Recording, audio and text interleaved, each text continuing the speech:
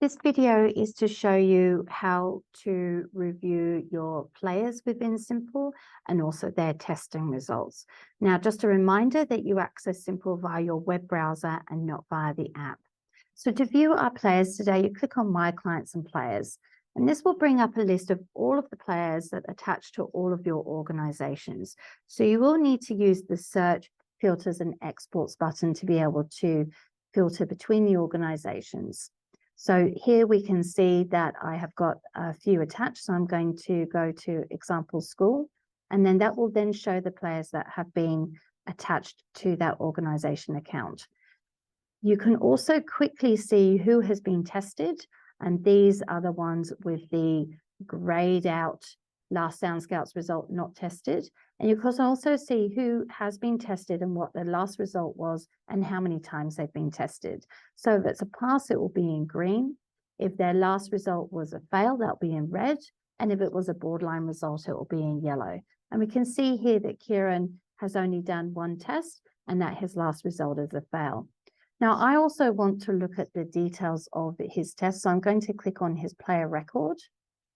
When you get to this screen, you can also edit if you need to, and also put in notes, which can be very useful when you're making notes about perhaps when you followed up with the parents or with the relevant health professional.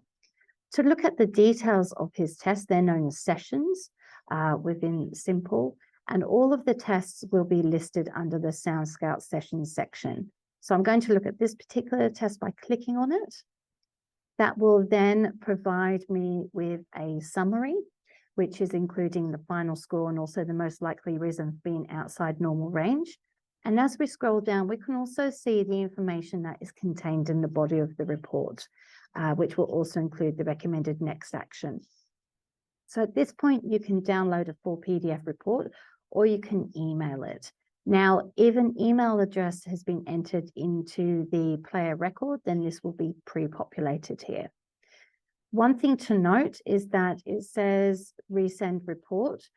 If when you were doing the testing that you did not send the email after the completion of the test, this means that the results have not already been sent. So to resend report, that might actually be referring to you sending it the first time. So we're going to go back and look at our client players list again.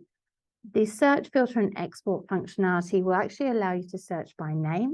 You can search by the name of the class. You can also filter by the number of tests completed and by the last result. Now, this is particularly helpful when you're identifying those players who need to be retested. And the easiest way to do that would be to tick on number of tests completed would be 1, and filter by last result would be fail or borderline.